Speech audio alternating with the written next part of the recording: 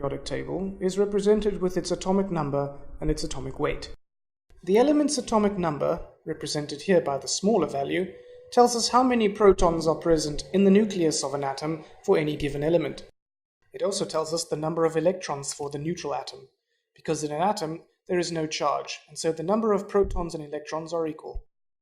The atomic mass, represented here by the larger decimal value, can tell us how many protons and neutrons are present in the nucleus of an atom for any given element. In a previous lesson, we learned about electron shells and electron configurations. In this lesson, we shall learn about electron configurations of the first 20 elements and how this relates directly to the group and period numbers in the periodic table.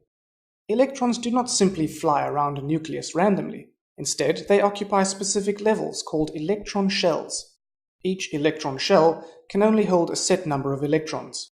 The first electron shell can hold up to 2 electrons. The second electron shell can hold up to 8 electrons. The third shell can initially hold 8 electrons, though later on it can hold up to 10 more, giving us the transition elements. So in the case of a hydrogen atom, its 1 electron occupies the first electron shell. For a helium atom, both of its 2 electrons also occupy the first electron shell. For a lithium atom, 2 of its 3 electrons occupy the first electron shell, while the third electron occupies the second shell. For a beryllium atom, 2 electrons occupy the first electron shell, and the remaining 2 occupy the second shell.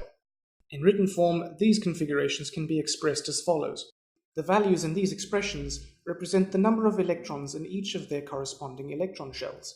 Now for an exercise. See if you can draw the electron configuration diagrams for the following elements. Grab a pencil and a piece of paper, pause the video, and resume when you're ready. Now let's compare to what you've drawn. Now notice that the atoms for all elements in the second period have 2 electron shells. You will also notice that the number of valence electrons, that is, the electrons occupying the outermost shell, correspond to the group number. For instance, let us have a look at nitrogen. Nitrogen is in group 5 and has 5 valence electrons. Oxygen is in group 6 and has 6 valence electrons.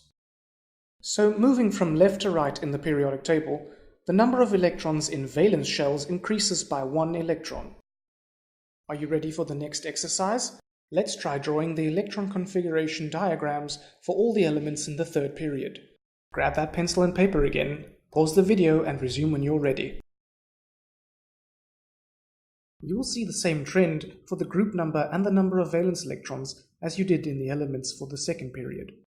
Notice that the electrons for all elements in the third period occupy 3 electron shells. For potassium and calcium, their respective valence electrons occupy the 4th electron shell. In summary, we've seen that the number of electron shells corresponds to an element's period number, and the number of valence electrons corresponds to an element's group number. After this, things get more complicated. Remember how at the beginning of the video we saw that actually there can be 18 electrons in the third shell, but this is for another lesson.